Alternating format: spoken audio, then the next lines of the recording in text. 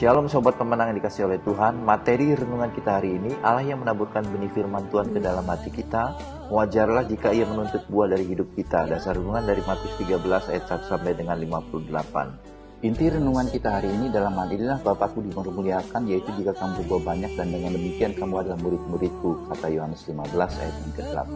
Sobat pemenang, ada 3 pertanyaan yang perlu kita renungkan hari ini. Yang pertama, apakah maksud Allah menaburkan benih firman-Nya kepada manusia? Lalu yang kedua, apakah yang dimaksudkan dengan kata buah dalam perumpamaan tentang penabur dalam Injil? Lalu yang ketiga, apakah benih firman yang kita dengar selama ini telah menghasilkan buah seperti yang diharapkan oleh Allah sang penabur benih? Kalau lihat masalah, jangan iman kita akhirnya luntur. Tapi justru waktu kita lihat masalah, kita pandang kepada Kristus. Masalah boleh datang, orang boleh membenci kita, orang boleh berpikir yang negatif sama kita, tapi kita harus fokus pada Yesus. Amin.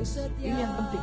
Kenapa banyak orang Kristen tidak sampai pada garis akhir, tidak sampai berbuah bagi Kristus? Kenapa? Karena lihat masalah, aduh berat. Kalau kita melihat kekristenan kita, kita harusnya punya tolak ukur. Apakah kekristenan kita bertumbuh atau tidak? Tuhan Yesus itu selalu memberikan tolak ukur iman yang bertumbuh. Benih firman yang tertanam di diri kita itu harusnya menghasilkan buah. Jadi adalah bohong kalau kita berkata iman kita bertumbuh tapi tidak ada buah. Ini sesuatu iman yang berbeda dengan keyakinan agama lain pada umumnya. Benih itu hidup, benih itu berkuasa. Justru kuasa firman Tuhan itu waktu mengubah hidup kita. Nah, buah yang pertama itu adalah perubahan hidup kita yang semakin seperti Kristus, katakan amin. Itu buah yang tidak bisa sangkali, yang oleh Rasul Paulus dikatakan sebagai buah roh. Banyak orang Kristen dengar firman tapi ya hidupnya begitu-begitu aja. Nah, saudara, saya mau katakan hebatnya Tuhan ketika dia ingin mengubah hidup seseorang, dia mengubah dulu hatinya. Kalau benih firman Tuhan itu kan baik kok, tapi hati kita keras, hati kita mangkrang. Orang jauh bilang Tuhan tidak bisa mengubah hidup.